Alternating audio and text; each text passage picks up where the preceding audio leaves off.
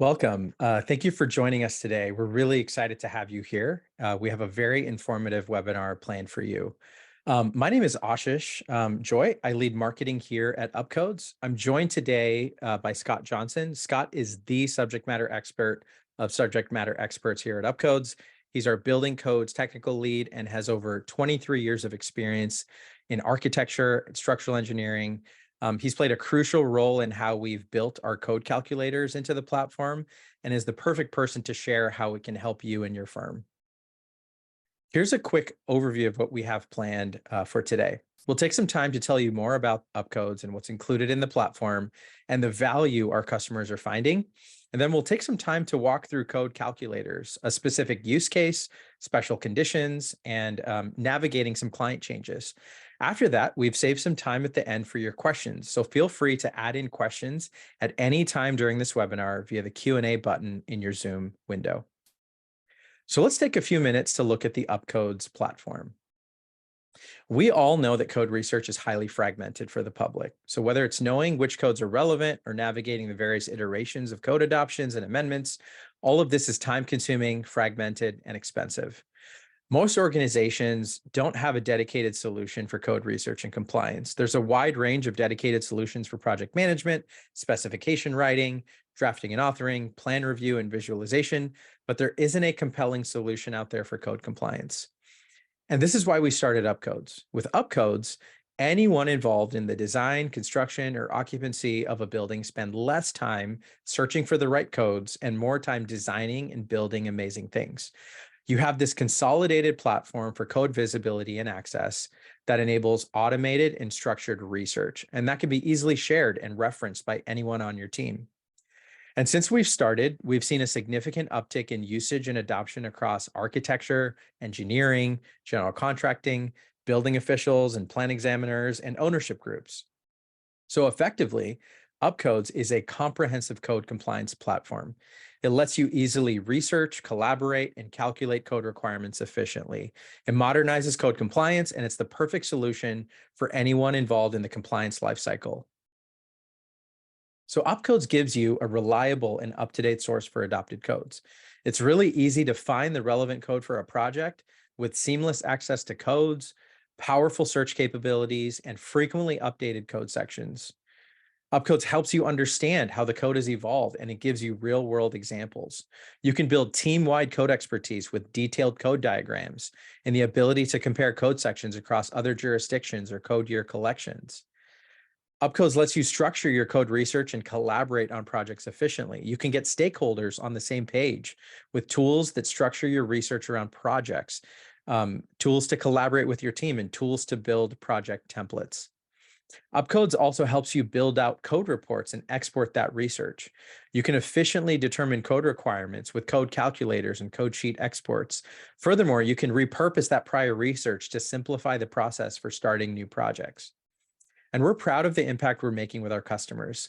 You have access to over 1,700 state and city codes, along with over 160,000 amendments and over 1,000 detailed code diagrams. You can rest easy knowing that over 7,000 code sections are updated each month on average. And we're not done yet.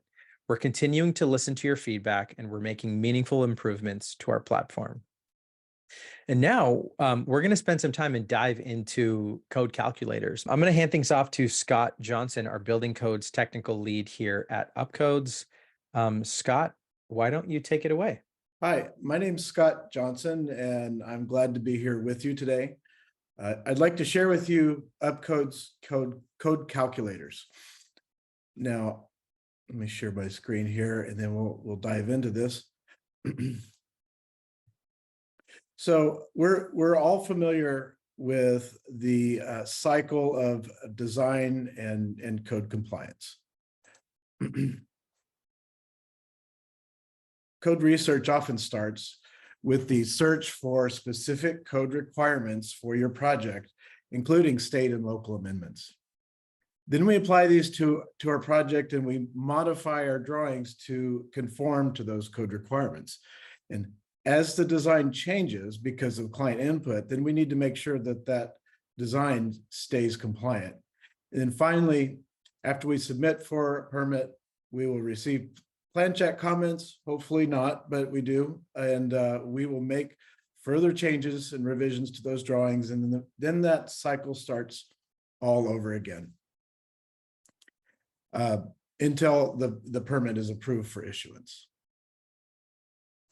So code calculators are a set of tools to allow you to determine at least 15 different code requirements across 4 major areas: height and area, means of egress, fire ratings, and plumbing fixtures.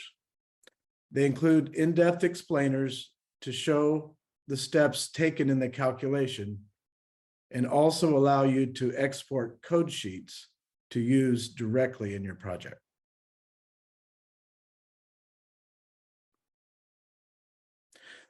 The code calculators are also integrated with local amendments. A few examples of this is our state-specific occupancy groups, local occupant load factors, and amended plumbing ratios, just to name a few. As you investigate possible options, such as using different sprinkler systems, code calculators allow you to try different options quickly. They allow you to detect, understand, and resolve code compliance issues. As clients make changes to the program, you can quickly be able to determine if the proposed changes are possible or what impacts they might have on a project. For example, a client of mine once wanted to add a story to a condo to comply with an investor requirement. That changed the type of construction from type 5A to type 2A. Of course, complying with the height and area requirements was just the start. The change had further impacts to the structural system, to the horizontal podium system, and we had to use that. And then also changes to the wall and floor assembly choices, sound insulation methods, and so on and so forth. Saving time on height and area calculations would have allowed more time to be spent by the architect on other impacts to the project. Using code calculators, we help to be able to show you, to allow you to use integrated amendments at the beginning of your project, try out various options quickly, allow you to focus your time on larger project impacts instead of baseline code calculations, and ultimately avoid plan check comments. Now let's look at an example project. In this case, we'll look at a one-story type 2B construction fire station. It has 4 primary corridors and it has multiple space functions and occupancy groups. There's at least 2 different strategies that you can use for data entry. Option 1 is to enter every space individually. For this project, that would be about 74 spaces. Each space would have its own designation of occupancy group, function of space, gross areas, and possibly net areas, and egress connectivity. A second option, which I prefer, would be to group like spaces together.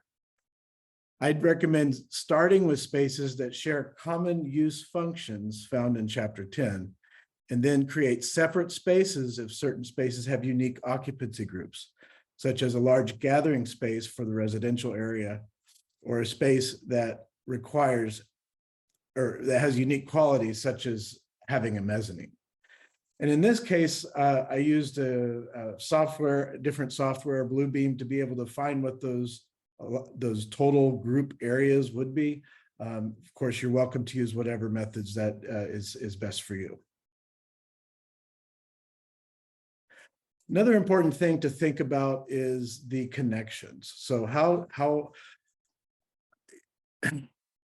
is connecting our spaces from the starting point where an occupant will exit from, and then connect that space to the next item in the means of egress system. For example, a space may access and exit through an intervening space, and then that space will connect to a corridor. The corridor may then connect either to another corridor, a stairway, or an exit. Exits in the calculator are best thought of as an exterior exit door. It's not currently necessary to connect the exit stairway to an exit door. Something else I'd like to point out too is that to really be mindful about how where the people are actually going to. So if you notice on the plan, corridor 2, it does intersect with corridor 1, but it also more or less goes directly to the main exit. So if you wanted to have the people in corridor 2 go to corridor 1, what that will do is it will distribute that occupant load evenly between the north exit, the south exit, and the main exit. But really, more than likely, the people from corridor 2 are going to go straight out the main exit. And so you'd want to connect corridor 2 to the main exit, not necessarily to corridor 1. If you connected it to corridor 1, then that might affect the corridor width and such. Another special situation is to be aware of is how to enter spaces that don't typically have occupant loads. It can be easy to forget that these spaces must be included in the allowable area calculation. So they do need a gross area and an occupancy group. However, the occupant load is dependent upon what this function of space that it serves. If it serves an occupant load based on gross area from chapter 10, then the bathroom should have an occupant load calculated. However, if it's serving an area based on the net area, then it may be excluded from the occupant load calculation, but it can't be excluded from the building area calculation. It's always important to go back to the definitions of gross and net area. If you ever wonder which one it is, they're pretty descriptive, and there are also very important definitions. Now let's take a look at the calculators to see how some of this would look, and we'll also have a general overview of the code calculators. So when we go to your project, we start at the home screen, and then on the left, there's a place for project inputs, so we can click on that, and it will take us to the project inputs. Now, the project inputs will walk us through each of the 4 areas: heights and areas, egress, fire ratings, and plumbing. And as we go through that, there'll be a place to enter spaces in our areas and connectivity, corridors, exits, and then it's going to ask a number of different questions. For example, the construction type of the building, we can choose that. We can also look at the building, we can decide the building sprinkler system. And then as we go through it, we can also put in some information having to do with the building perimeter and the footprint to be able to determine the area increase factor for the frontage, and also designate each of those areas as open spaces or not. And then it asks you a few more questions. These will help determine various footnotes, general notes, and in the case of plumbing, it also help be able to determine the correct plumbing fixture ratio to use. Scattered throughout this, there's some various places where you can see a little question mark. Those are tooltips. You can hover over those and be able to see certain things and get help with those at any time. So let's go up here to our project. And I wanted to point out a few things here. One is that here I've grouped the spaces overall to be able to see a large space here. And then also the break rooms. And then, for example, has a meeting space, which is accessory to that. And so I've marked this as accessory. Also, when we're talking about bathrooms, the easiest way to take care of that is to enter the bathrooms as a separate item, give it an occupancy group. Here in this case, I'm going to associate it with the A3 assembly. But since I want to exclude that from the A3, since the A3 is an assembly space based on that area, I'm going to go down here and choose a function of space and I'm going to use the other category. And what other allows you to do it allows you to put in your gross area and put in, you could zero out the net area, but what other also does is it does not calculate an occupant load. So in this case, we can put in whatever we want. And in this case, we'll put 0. I've also included the part of the corridor that's part of the assembly area, since we can include assembly or exclude corridors from the assembly areas. I've chosen to include corridor here, giving it an occupancy group and other. Now, it's not the square footage for the entire corridor, it's just that portion of the corridor that's in the assembly area. And then I've given it a 0 occupant load as well. Since the corridor, and in this case, I just looped the corridor back onto itself and said it exits to corridor 2. So that sounds a little different. So we'll go down here and let me explain a little further. So further down here are where you put your corridors. And this is where you put your connectivity to different things. So I'll walk through an example of how these are connected as well. So in this case, let's say we want to look at the break rooms here. And the break rooms I've connected to, you want to look for the dark blue spaces. So, or here on this drop down. So I've connected it to corridor 2. And I've also connected it to its own exit that goes outside the break room exit. And if we follow that through, the next place people go is going to be corridor 2. Corridor 2 itself attaches to 3 different places. So it attaches to the residential corridor 1, residential corridor 2, and then also directly goes out the main exit, like I had mentioned before.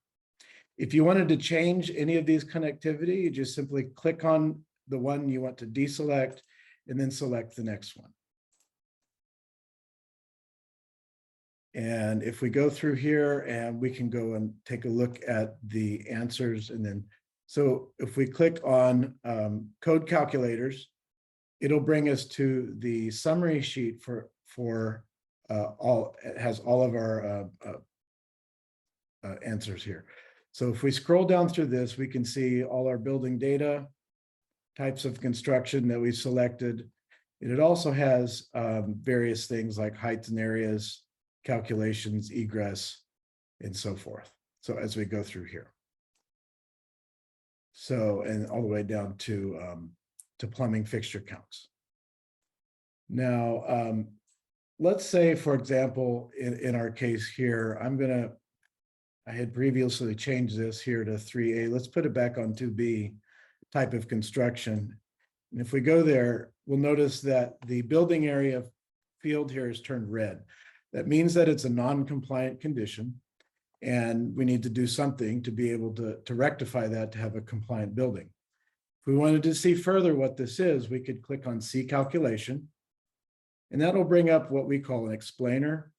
And you can go through and see step by step how this calculation was done and be able to see, hopefully, maybe some clue of how you would like to fix this situation. In this case, what we're going to do, just from my prior knowledge, I know that we're going to, if we change the occupancy, I'm sorry, if we change the type of construction, we'd be able to make it comply. We also have another tool here to help you out with that. If you scroll down to the bottom of the type of construction drop down, there's a construction type guide. And if you click on that, it'll bring this up and you'll be able to see different options about which types of construction might be able to benefit you. And so in this case, I had it on 3A. If we change that to 3A, it's going to comply.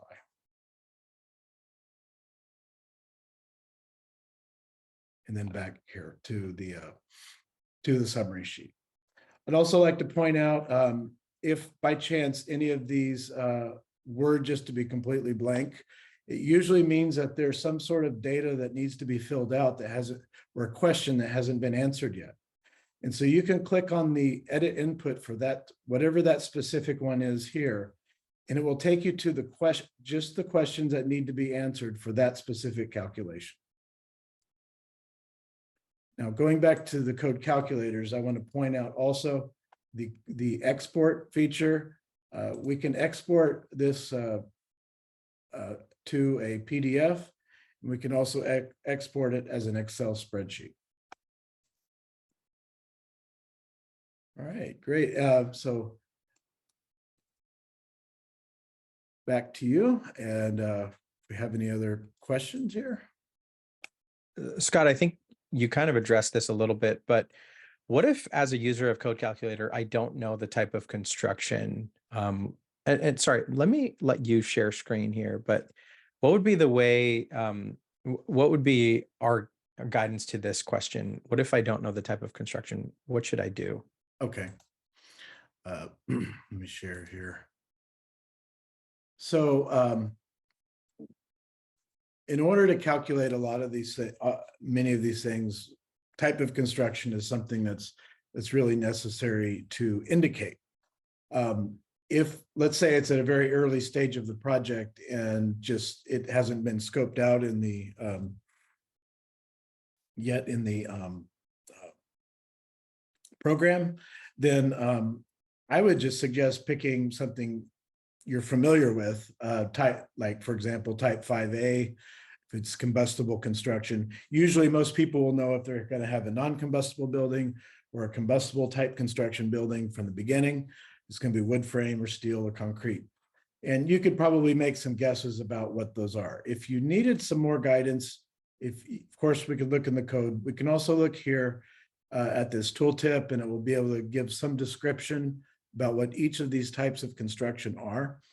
And then if you just choose one that you're familiar with and you don't know, later on, whenever you get more information or you want to be able to see what those are, we could go to the type of construction guide and be able to see, based on all of the parameters that we put into our building, what types of construction might work for us. Awesome. And question here from the audience here: can the calculator be specific for commercial interior projects? The calculator can be used for interior projects in the sense that you're going to calculate one of those special 15 areas. So if you need to calculate minimum exits per space, for example, or find what the exit travel distances are, or know what dead end corridor with links are for your specific project, this would be a very helpful tool for you to have.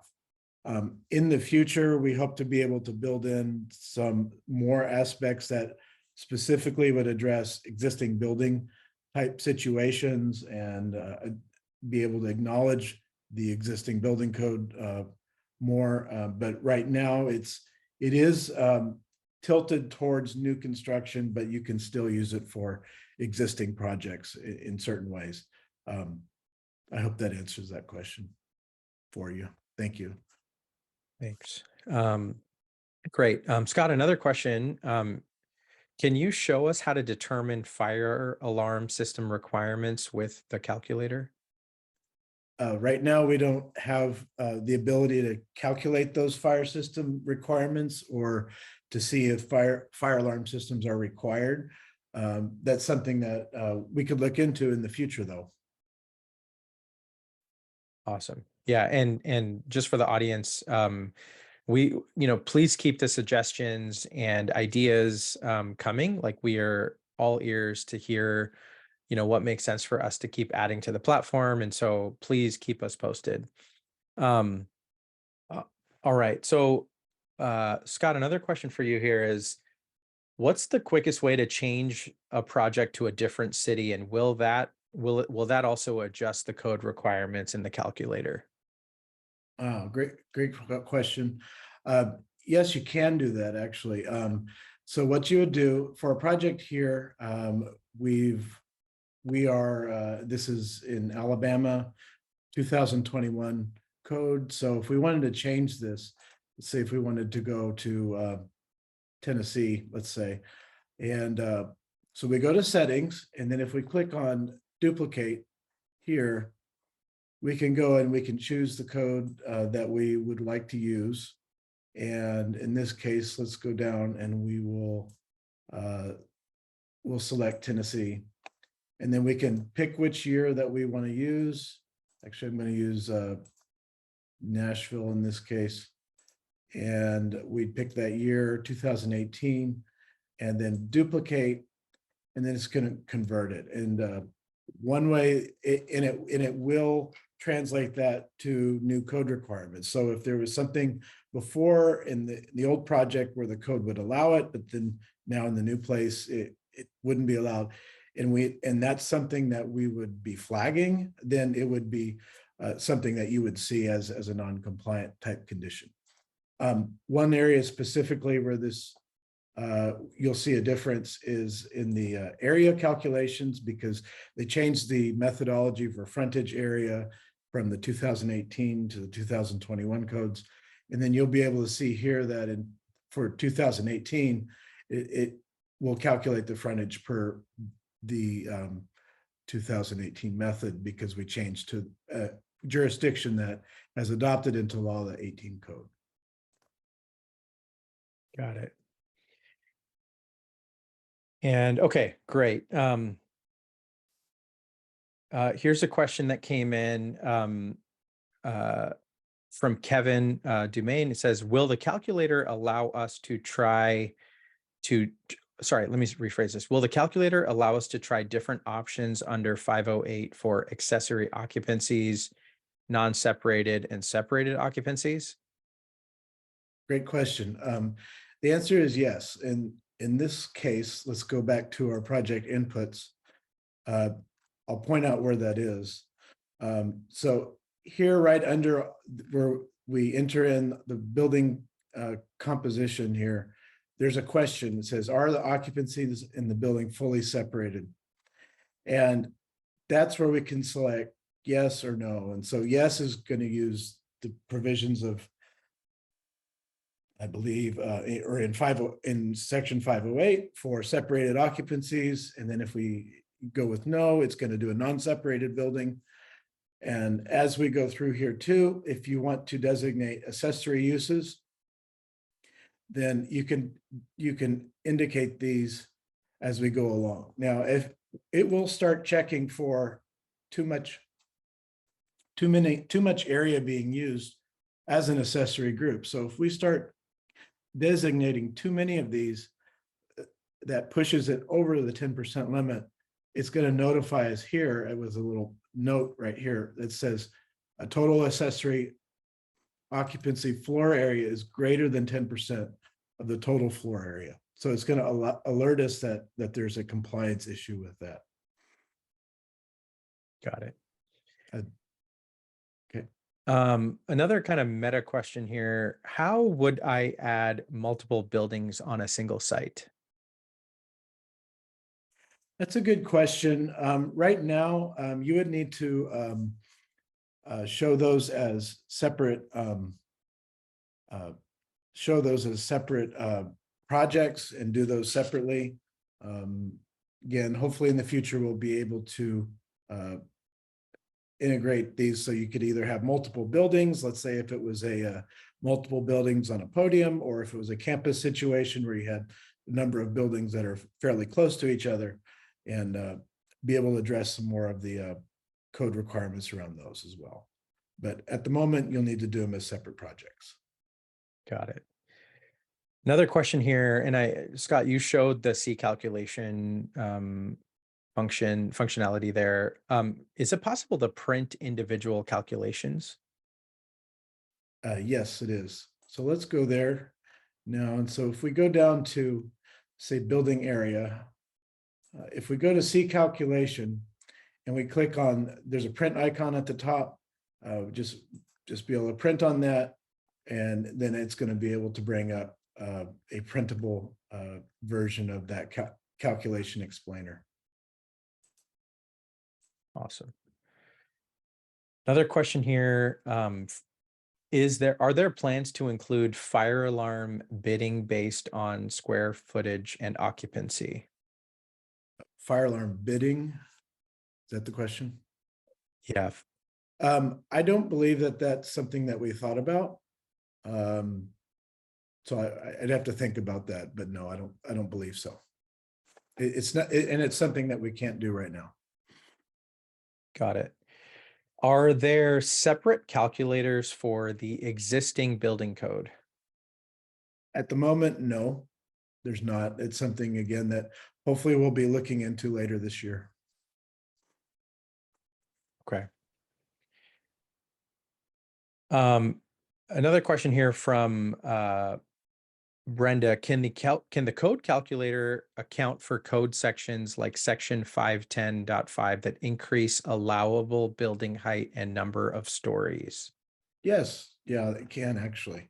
So I want to point out too another place that's pretty might be pretty useful. If we look at the project page and we go to examples, we have a number of examples here. And so we have one of them that we have is we have a podium building. So if we want to click on that, we'll go over to the inputs and we'll be able to see a podium building that we've already set up that has the horizontal building separation. Now, let's say I want to use this example project as a template. And we want to build off of this. So in this case, what we're going to do is duplicate the project. And then I'm going to duplicate this over to New York State. And we'll go to the project so we can be able to manipulate the input here. And I'll be able to show you more about this. So if we had, let's say if we did not have a horizontal building separation, so we go in between our case, above the first story and under the second story, we can click on add horizontal building separation and it will give us this part of the screen. And then we can drop down and we have a few different options. And in the future, we'll have more, but we allow the podium separation in accordance with 510.2. And then we have a couple of other provisions for height increase, for specifically for group R1, R2, type 3A, and type 2A construction buildings. So you can use those options. And in this case, the type of construction for the below the separation has to be 1A. So it only allows you to select 1A. And then it has to be 13, NFPA 13 system on the bottom. And so we can select that as well. If we wanted to try out a 13R system on the top, we could do that. And so that's some of how the separation features work. If we go to the code calculators, we'll be able to start seeing some of these, the ones that are particularly affected by having a difference of either type of construction or a difference of sprinkler system between the top and the bottom. You'll be able to see some of that. So in this case, minimum exits per space. Some of this gets affected by which sprinkler system that you choose. So this line here represents the podium, and then the building, the stories above it are the ones above the podium, and then whatever's below it is below. Great. Another question here. Do the code calculators provide information regarding door and wall types? For example, delayed egress, rated doors and walls, etc.?